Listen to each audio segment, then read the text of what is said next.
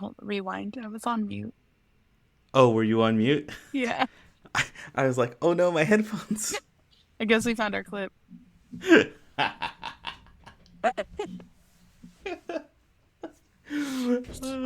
did air horns and everything. Riley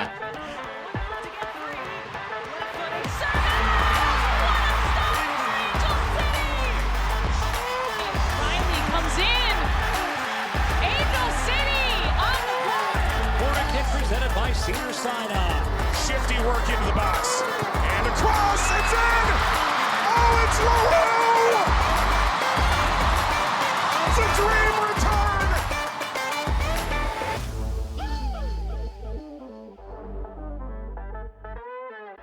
Hey everyone, welcome to Casual FC, a World Cup preview pod, at least for a short while. I'm your host Mario Salazar with my co-host Angela Morales. If you're catching us in the middle of our series, guess what? We have a first episode that recaps all things World Cup. So go back, listen to that one. It'll kind of help prepare you and share it with a friend. Give them something to learn. Just a recap on how to watch everything. Fox is going to be the official broadcaster for English language in the US. So anything on the Fox network, Fox FS1, FoxSports.com, the Fox app, any streaming apps like YouTube TV, Fubo, Sling, all of those. You know, you've probably signed up and forgot to delete most of those. So the one thing to think about when looking at all of those is that if you are going to be streaming most of these, that you're going to have a TV login. So ask for someone's, get your own, do what you got to do, but, you know, have fun and watch all of those. Telemundo is going to be the official broadcaster in Spanish in the US. That means all the matches will be on Telemundo and Universo channels. All matches will also be streaming in Spanish on Peacock, which that just makes life a lot easier. Just go ahead and stream it from Peacock. And as we've been saying from before, if it's easier to watch it in Spanish. It's just more exciting. It's more fun. The announcers care more. There's more passion. We might be biased because we're both Latino We're here. we're both of the Latino variety. Exactly. Keep an eye on all our social feeds as we're going to be posting TV schedules and upcoming matches once we get out of the group stages too. So we'll be able to tell you where to find it, what time to find it, and if you have time to go hit a bar beforehand. So now on to Group B. We've got Australia, the Republic of Ireland, Nigeria, and Canada. This is another one of those episodes where you might be asking yourself, hey, why are we covering this? Who's playing on here? That's an angel. This is an angel on loan episode. We've got Vanessa Gilles. She is playing on... Like the scoring machine, the best defender, like one of the best defenders, if not the best defenders in women's soccer. Vanessa Gilles. Yeah, that's where we're at. We miss her. A lot. She is on loan at Lyon in the French league, but she will be playing for Canada. Watch our Angels on loan. Her match will also be on July 20th. It'll be Nigeria versus Canada. And the great thing is that it'll be in the afternoon. We're not going to have prime time. It's not hard. So on the 20th, we're going to have New Zealand at midnight, right? In the morning from Wednesday going into Thursday. But to see Vanessa, you're going to be able to see her that same day, just later on in the afternoon. Again, Nigeria versus Canada. It's going to be at 7:30 Pacific time, 7:30 p.m. on Fox, the main broadcast, NBC Universo for Spanish language, and also Peacock streaming for Spanish language. So let's dig into these players and countries. Yeah, definitely. So Canada is a team to watch.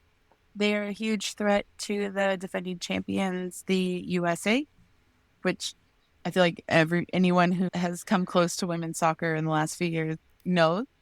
They were everyone's a threat or a competitor to the U.S. Yeah, they're a big one. Yeah, they're a legit one. Yeah. They won the gold medal at the 2021 Olympics, or 2020, however you classify it, the last Olympics where we did not win gold. They did.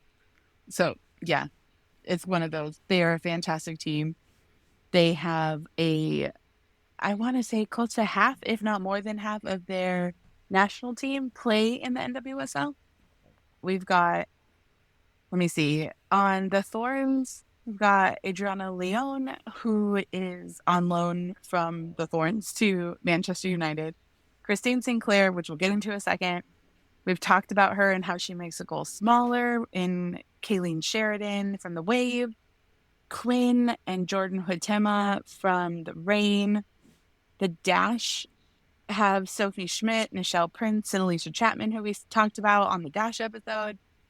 And then the interesting thing is that defender Jade Rose was actually forced to withdraw from camp and the World Cup selection due to an injury.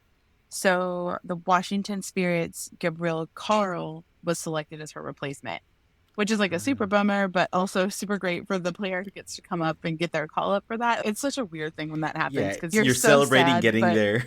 Yeah. But then you're half celebrating someone getting injured, so it's not. Exactly. Yeah, like nobody wants that. That'll be a great opportunity for someone new to representing for their country.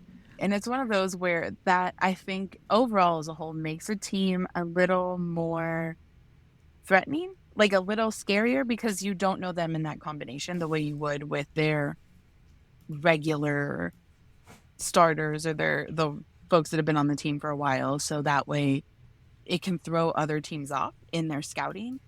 At least I would assume so. That's how it works in other sports. So I would assume it's the same thing. Alrighty, so I said Christine Sinclair. We've talked about her a little bit on previous ACFC Thorns matchup episode. She is insane. So Sink is their captain. She is leading them in experience and maturity and wisdom on the pitch in general. But this is where it gets quite crazy because she's also, along with Marta, making her 6th career World Cup appearance. So, yeah, that's a long career. To stay healthy enough to play that long, to stay relevant enough, I guess is the right word, because there's plenty of players who just age out of national teams just by practice or injury or all kinds of things, but to stay so important. On top of her game. Yeah, on top of her game, important to her team. That's a veteran leadership if I've ever seen it. Because if a World Cup's every 4 years, so that's 24 years of World Cups or playing soccer, and that's international in the NWSL, like all over the place. So there's so much to learn for those newer players from Sink. She leads soccer, like men's, women's, leads international soccer play with international goals scored. She's an absolute legend. When you've outscored every men's player, like you can call Ronaldo the GOAT, Messi the GOAT, you can have the argument about it, but sorry fellas, Sink's got you beat. She has scored 190 international goals. No big deal. Yeah, and 323 international appearances with the Canadian team. So no big deal, I guess. Like just another day's work. It's wild. Like her tenure, I think that's what I was looking for earlier. Her tenure with the Canadian national team is one to be incredibly proud of for Canadians and for her. It's just one of those things where she's a force to be reckoned with, which if you have been watching the NWSL at all is obvious. So I can't wait to see her play on the international pitch like this, in this environment, now knowing what I know. Yeah, and then I do see a note here where we wrote down she hopes to become the first player to score in 6 different World Cups. Right. So remember, Marta's also done that for Brazil. So that's going to be like head to head. Who's going to do it first? They're both going to, I'm putting it on record, I'm 100% sure they'll both do it. They're both going to hit that mark. Oh, yeah. 100%. It's Marta's last World Cup. 100% she's scoring. Yes. And so is Sink. 100%. I don't know which game. I don't know what round. 100%. They're both scoring this World Cup. It's just going to be a matter of who's the first one to do it. All right. We're gonna go a little off the cuff right here, and then let's see. So July 20th will be Canada's first shot, and Sinclair's first shot to break the record. It very well could happen in that game. Break the record. Very well could happen in that game, and then Brazil doesn't get a chance till till the 24th. Am I looking at this a little wrong? Yeah, they don't get a chance till the 24th. So.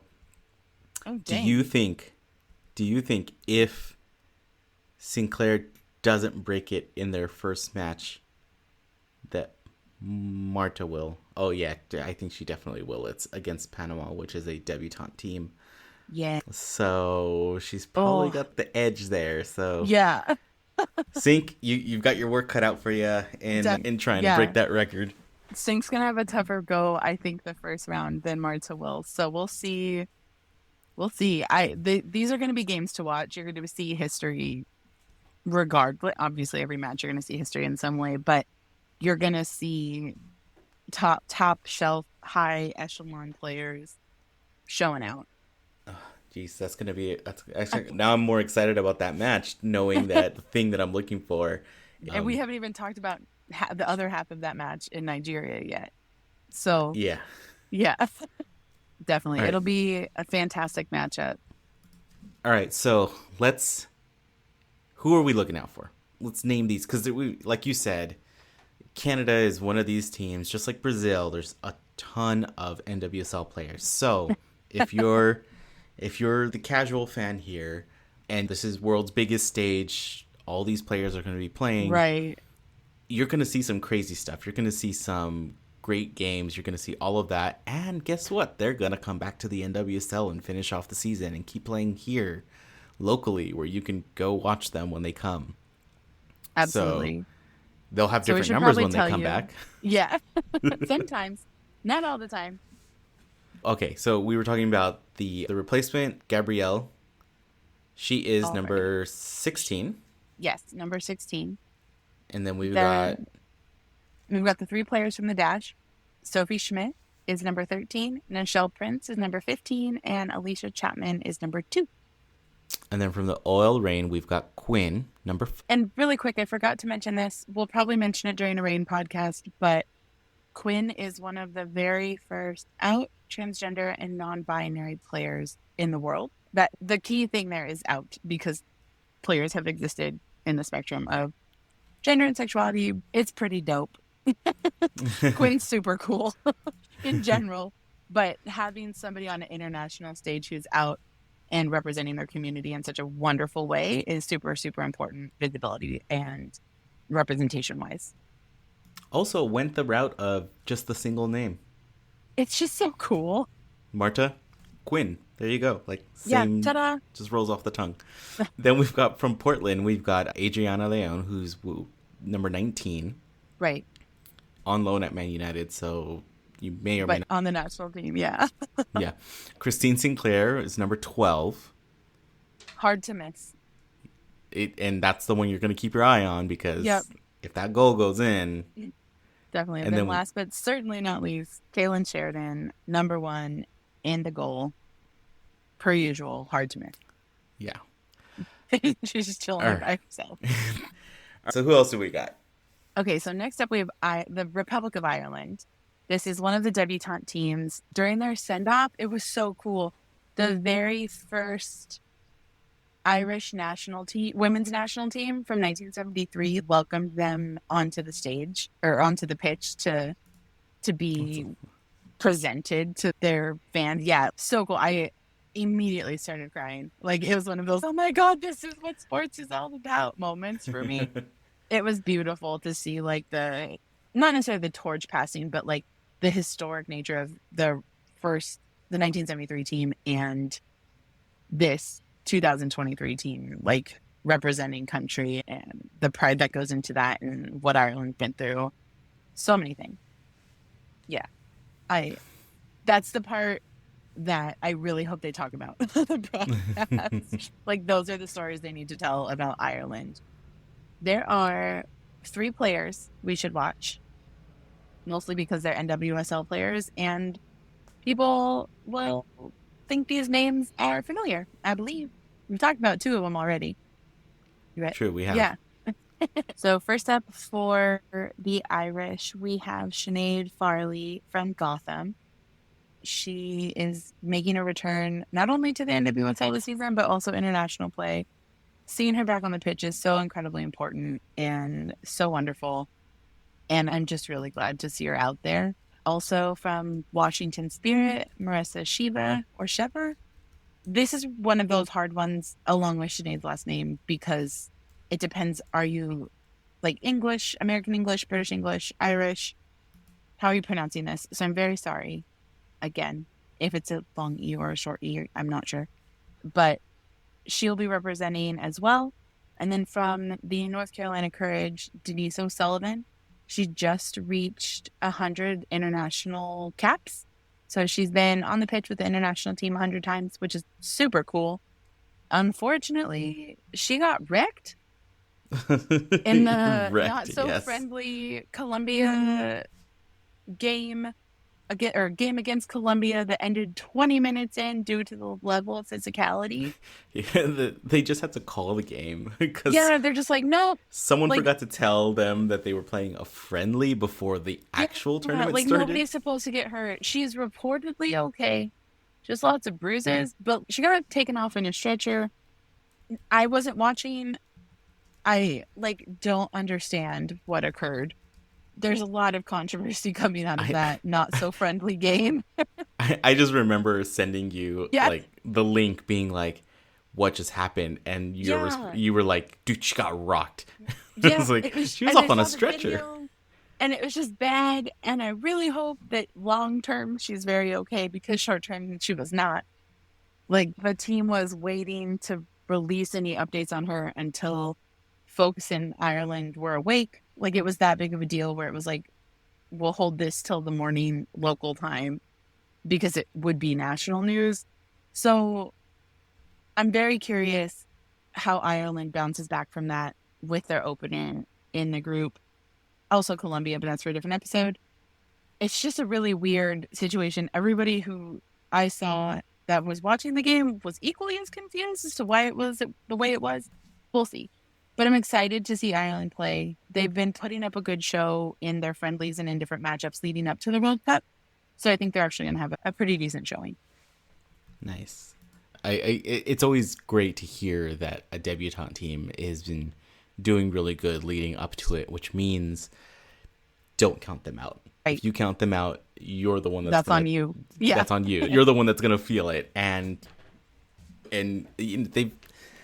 Especially, it's one of those things where those debutante teams are going to have a little bit of extra hunger. They want to prove something, right? They've already proved what they needed to prove. The fact that they've qualified it, that they're here. Yeah.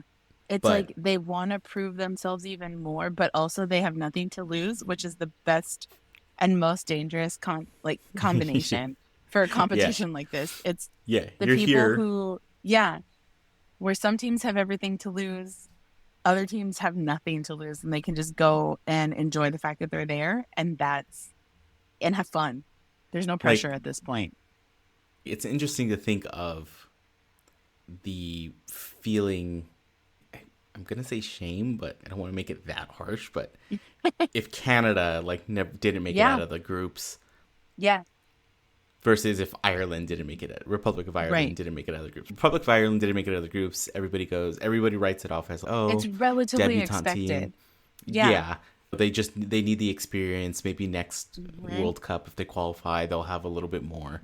But then you get to one of the powerhouses like Canada, and then you're just like, what happened to you? Yeah, did your whole team, did all of their feet fall off? What? So they can go as hard as they want and try to make it, and who knows? Yeah, who knows? This is the best part. Okay, so players to watch. All of these are NWSL players that we get to enjoy when they come back from the World Cup. From the Courage, we have Denise O'Sullivan, and she's number 10. Washington Spirit, we've got Marissa Shiva, number 20. And then from Gotham, Sinead Farley, we have number 17. So, that's just awesome for them to be able to get to this giant stage, but also awesome for us for having so many players. Did you see the stat about that the NWSL posted where there are every single team, all 12 teams have representation in the World Cup? It's amazing. It's That 60 is- some players or something like that, or 60% of the it's- league, like some huge amount. And for a league that's 10 years in to have such an international roster is so cool. So cool. So that's awesome. Now, and that leads us into our next team in the group, which is Nigeria. Nigeria are also known as the Super Falcons. Pam, pam, pam, pam. I love watching Nigeria in international competition. Basketball, soccer, Olympics. I think it's because I have a lot of friends of Nigerian descent, which is unintentional but really cool. But Nigerian culture around their teams is so cool. Like, it's so supportive. It's so communal. It's beautiful. I think that's one of my favorite things about watching the World Cup is watching how these countries support their teams and support like these national fan bases, and they'll travel. There will be multitudes of fans from each country traveling down to Australia and New Zealand, and it's the best national pride event you can have. Maybe even more so than the Olympics because of how important soccer is around the world compared to Olympics as a whole. Yeah, because the Olympics you have with the wide range of sports and stuff, like you might be there because your country is good at like this one or two, like these two sports. It's right? like fencing and jiu-jitsu. And then somebody else is there for Greco-Roman wrestling and javelin. Like and each of those sports has their own international competition. I think that's something that unless you follow each individual sport that's represented in the Olympics on their own, especially in America, you don't always know that there's all these other competitions going on because we're so hyper-focused on the Olympics. Like track and field, I watch Diamond League and World Championships every second I can. Like, I will watch every event if possible. Stream them, all of that. I've been watching more just kind of random sports streams, just anything that comes up on like ESPN, mainly because for the longest time, Saturday mornings with my kids was not Saturday morning cartoons because they got enough cartoons with all the streaming apps. Like she knows how to open like Netflix Kids and like Disney and by herself. But Saturday mornings has been Saturday morning soccer. That's awesome. Or Saturday morning just sports. And crazy enough, like my daughter loves motorsports, so she loves watching like Indy car racing and like Formula One. Like she has no idea what's happening. She sees like a pink car and she's like, "Oh, the pink car, there it goes!" Or she will lose her mind if she sees a car with the American flag, just because it's something she recognizes. It's something she knows, yeah. But I'll be flipping through all the things, and then she's, "I want to watch swimming," or "I want to watch track." Yeah. Or I want to watch, or she'll see the preview of something, some like image for a track and field meet. She's like, "I want to watch that," and I'm like, "Yeah, sure." While we're eating our pancakes, let's watch it. So it's been great seeing all of that, just access to have all of those kind of different things available so easily and so readily, and it does make you think that, the American sports aren't the only thing around, right? Like, yes, the NBA, the WNBA, the NHL, like those are like the leagues people think about. But there's so much. Yeah, and the funny thing is we think about the NHL and it's, wait, we're thinking about American hockey when there's countries that like live in ice and and like, live and breathe hockey, and people are like, I don't know why anybody would like, that's not even important. It's like, you need to go to like colder places and understand the culture of hockey there. Like, we forget that not everything is American in history and American based, especially when it comes to sports. But all that to say, pumped for Nigeria. Yeah. So pumped. Yes, I was gonna say. I was like, how are we gonna get back there? We're gonna do it. We're We've gonna got do it. But getting back to all of this, I'm just saying that like the nationalistic pride that everybody has when they show up to these events is by far the best and in a sense most pure expressions. And yes, the African teams are always they represent amazing. It's just like their traditional wear, their chants, just they are enthusiastic. They're the supporters cultures. The SGs that we always talk about, they're the ones chanting the full nine. It's just culturally theirs, I think. They're so pumped, and it's so fun to see all the people, like what in the 2019 World Cup. This is related, I promise. So I'm at my friend Emily's house, and we work together. One of our coworkers, her family's Nigerian. Like her mom she's first generation here. So Moji came over and showed up wearing green and white. Was Nigeria playing? No. Did she care? Absolutely not. It was like, oh yeah, I'm here to watch the U.S. women, but like, this is also my home country. Like, regardless, she was very much, let's go. And that's exactly it. There's something, especially for folks who are of multiple backgrounds, there is something so important that only comes out during World Cup or during international sporting events. It's awesome. Yeah, I love it. Sorry, everyone, for our tangent. It's just, this is what the World Cup does. It's so exciting. It's so fun. And I hope you got a little bit out of those 5-10 minutes that we just went. So again, let me just start again. Then Nigeria, we're talking about Nigeria. They're also known as the Super Falcons.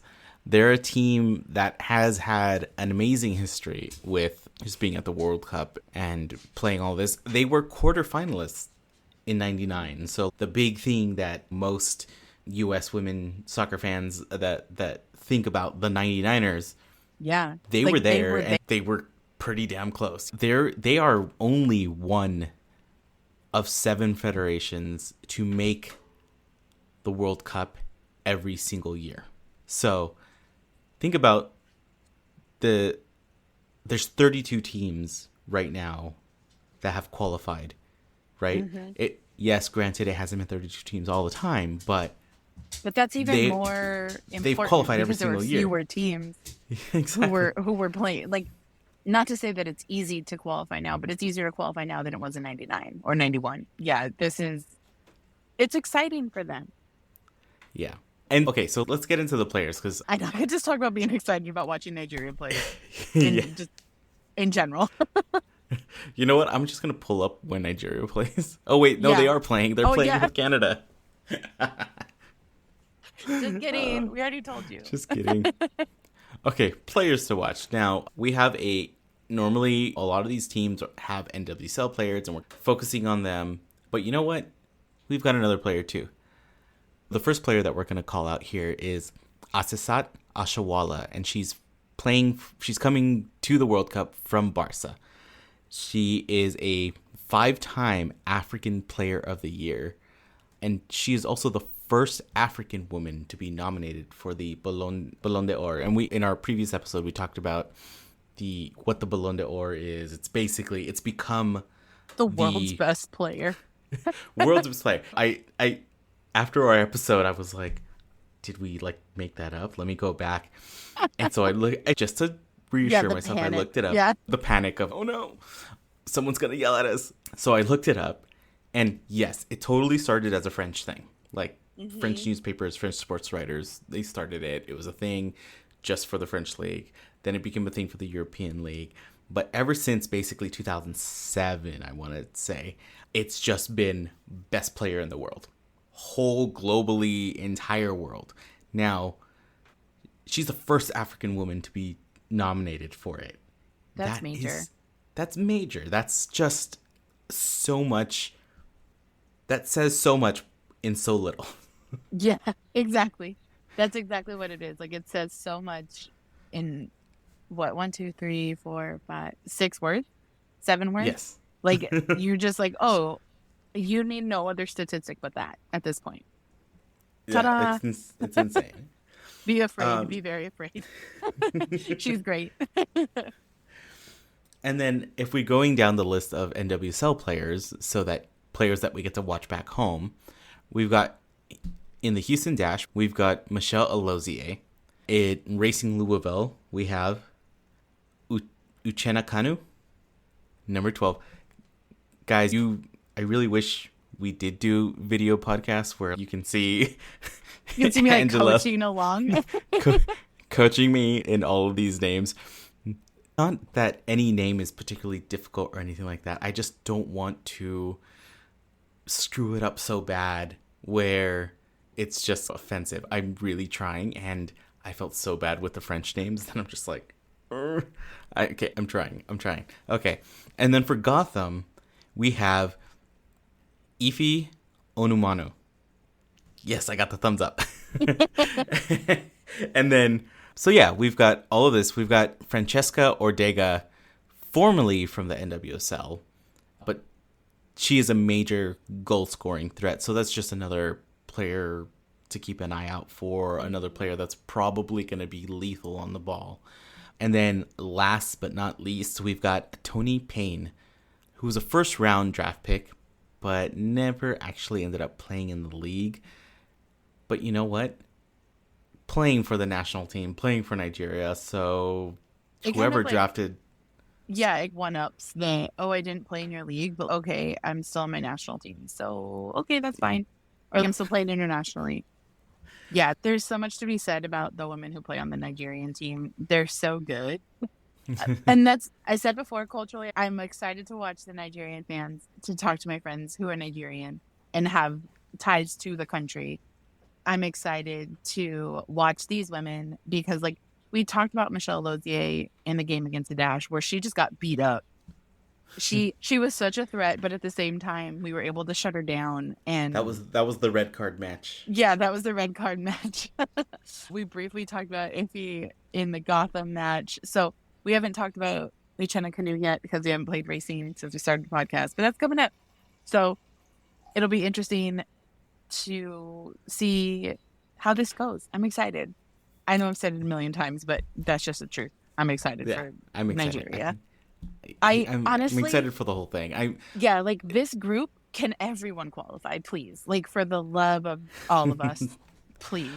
I will say that since starting the podcast, I'm a lot more excited. I think that just goes into knowing more about all of this. And this is exactly why we want to bring all of you along.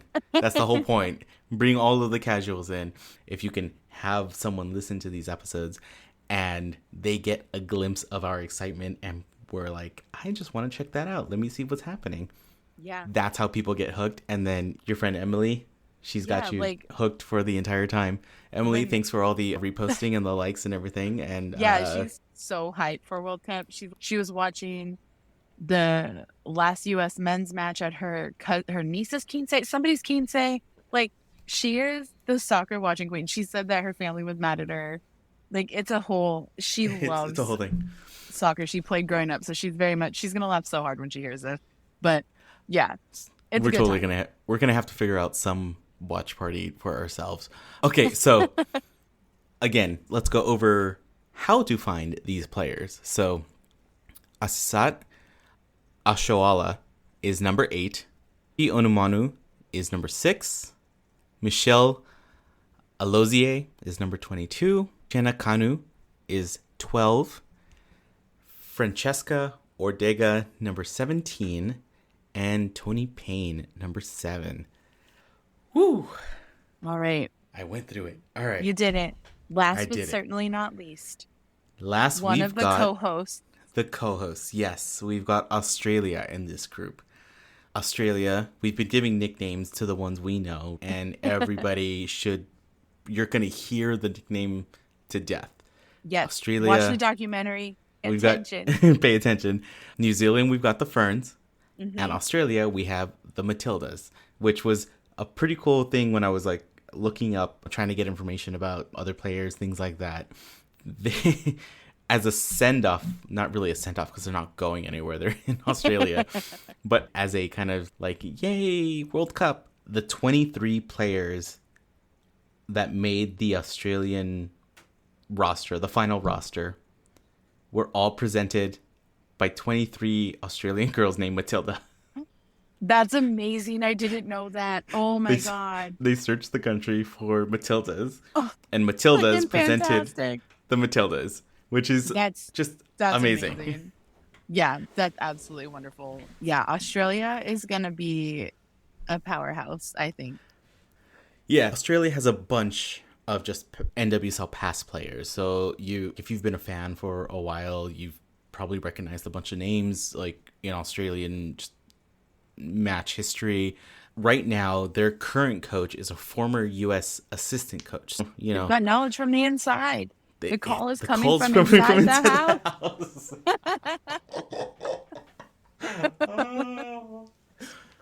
I'm not cutting that out. Yeah, there's going to be some tactics. If we see Australia later on, there's going to be some tactics shifting to be needed.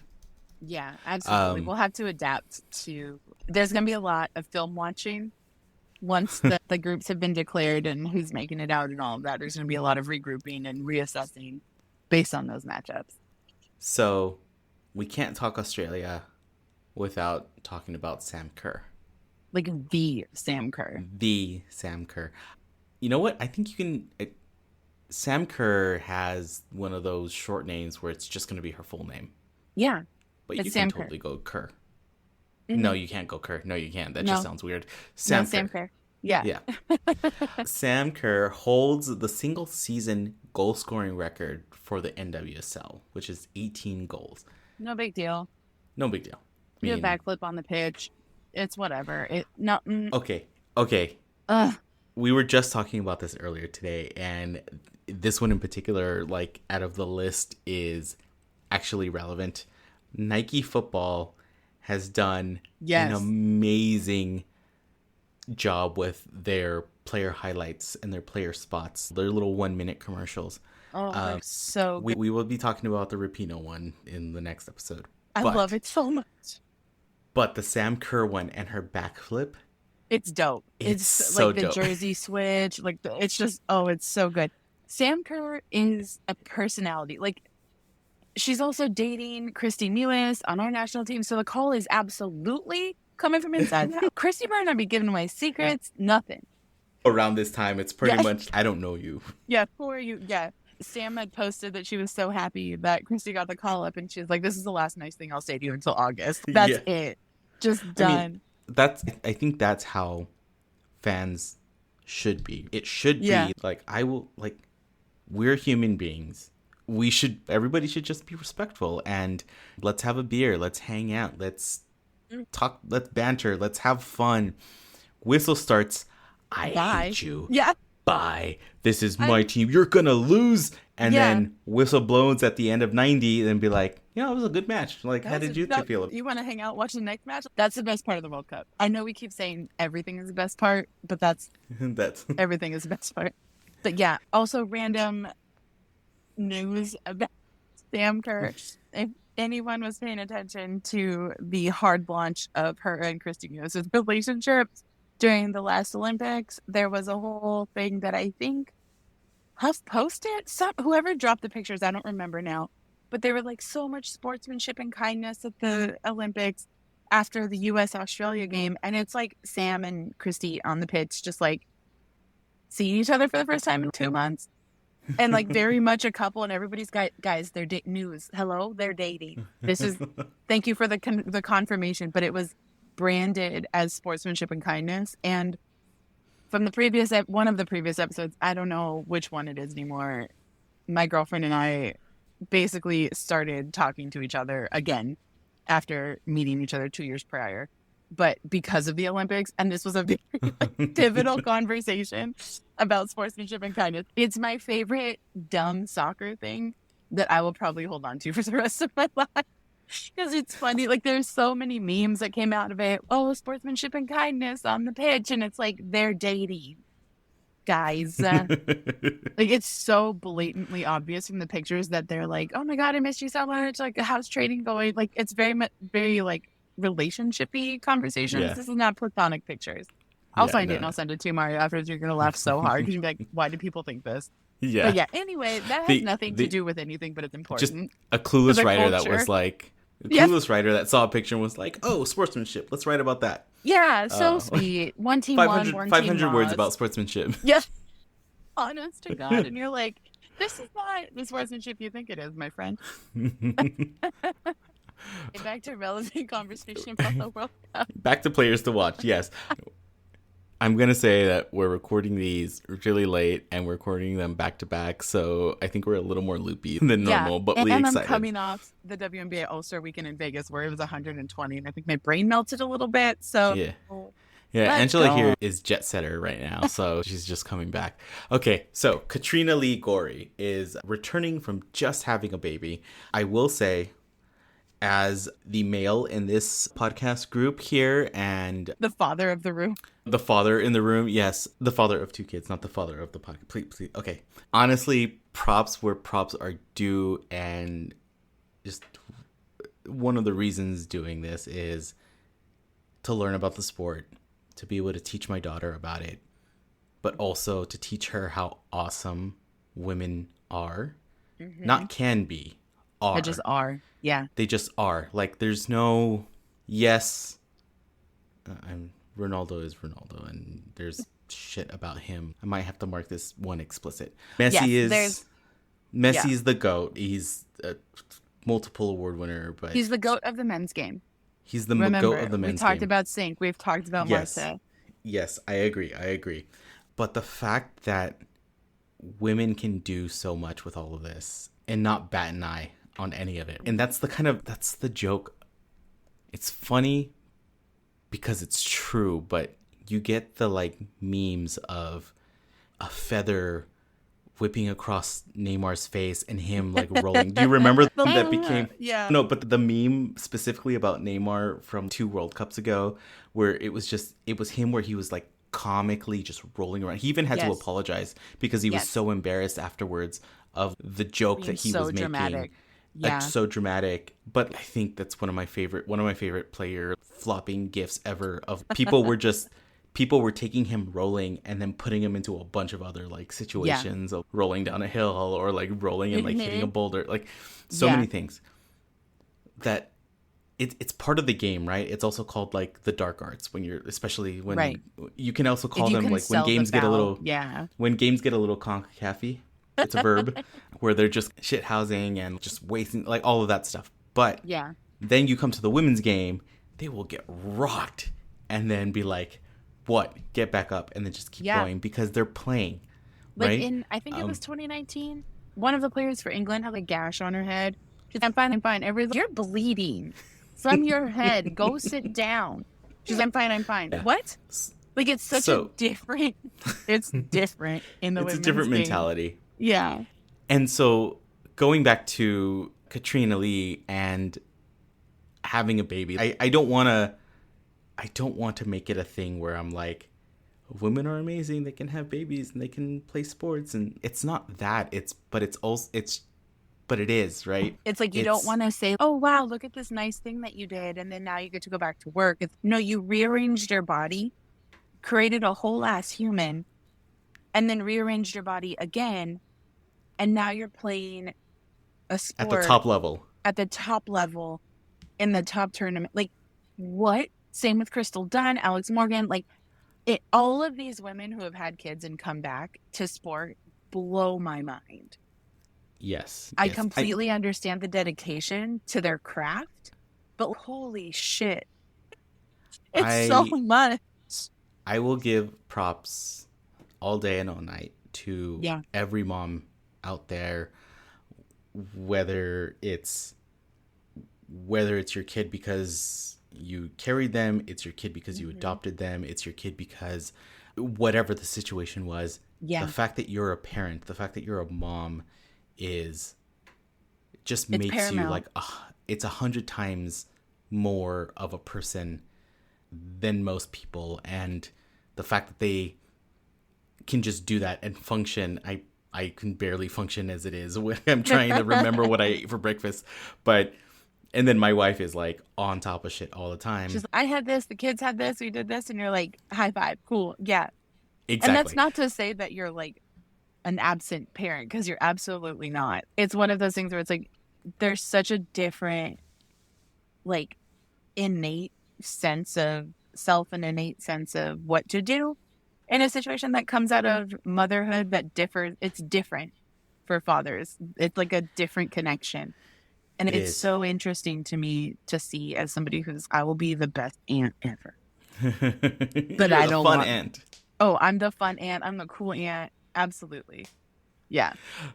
So bringing that all back, Katrina Lee, just amazing for returning after having a baby, being at the top of her game, being at the World Cup, playing with Australia. Yeah. There's just, yeah. And then the next note, I think I will let you go on because you might have more info than I do about the goalkeeping union. So Australia as a whole has a union for their goalkeepers, which is super neat because, as they said, goalkeeping is basically a completely different sport than regular soccer. Because you not, do have balls flying at you at like crazy speeds. Yeah, the strategy is different. The style of play is different. Like, it's such a different mental game. But Australian soccer players have put together this goalkeeping union to basically help support each other better. It's a very cutthroat world. There's way fewer goalkeepers than there are every other position on the pitch. Like, you get one goalkeeper with a one or two backups versus 4 forwards, let's say, or people who can play multi-position, like utility players, basically. And so Australia is just, no, we need to work to better the game for the keepers so that way they have more protections and they are being treated fairly because it's such a different environment for them. Training is different. Everything is different for keepers. And it's such an interesting thing to learn about. I didn't know that they had a union before looking this up. And since it's apparently strike summer here in the US, like, we might as well talk about it. Yeah, and that's amazing. And everything is spot on. They train differently. They play the game differently. They can touch the ball with their hands. They're the only ones that can. The key fundamental of the game is different. Yeah.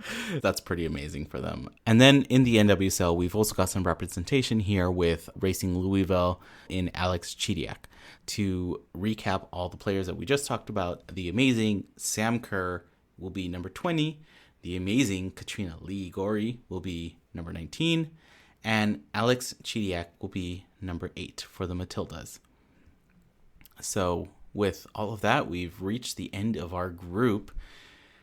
Man, I'm excited for this. I'm like, I said it earlier, but can every one of these teams qualify out of the group, please? I'll be extra good. I won't ask for anything from Santa for Christmas. It'll be a fun tournament if they do. Yeah. It'll be weird, but this group is definitely going to be one of my favorites to watch. So just as a quick reminder, the Group B play on Thursday, July 20th. So in just a couple days, given that we're recording this later than we thought we would, at 7:30 Pacific time. So 7:30 p.m. time on Fox, Channel 11 if you don't have cable, or even if you do, I think some cable people, providers, whatever they're called, air it on like the regular network number. So there's no excuse not to watch it. I will say it many more times. If you're at a bar, a restaurant, prime time at a bar, get the game on TV. Because if they put it on one, somebody else can be like, oh, I can't see that. Can you put it on over here? And then it'll just, next thing you know, a whole place is watching it. If you want to watch and listen in Spanish, NBC Universo or Peacock, remember what we said before, Spanish language broadcasts rarely go out. There's no Spanish-speaking countries in this group. Predominantly, there's people who speak Spanish everywhere. But it will still be a solid representation of all of these teams. Man, I'm excited for this. Watch it. Just, do you have plans Thursday? No. If you don't anymore, this is your plans. Nigeria versus Canada, 7:30 p.m. Pacific. Hopefully you made it to work because of the late game from New Zealand. Then hopefully you're out of work by now. Is not ready for me after this week. They're already going to be like, why are you so tired? Coming back from my little mini vacation to the WNBA All-Star weekend. And I'm going to be like, because I melted. And now I'm going to be like, I don't know what sleep is. I get my work done, but I'm not actually here. Like, I will get my work done. I will do it well, but I'm far more concerned about soccer for the next. And this is one of our longer episodes because we are excited about this group. Our next episode or previous episode, depending on how you listen to all these, will be covering the U.S., which, get ready, it's going to be another long one. And it's going to be so long, and I'm just going to be screaming the whole time. Get with it.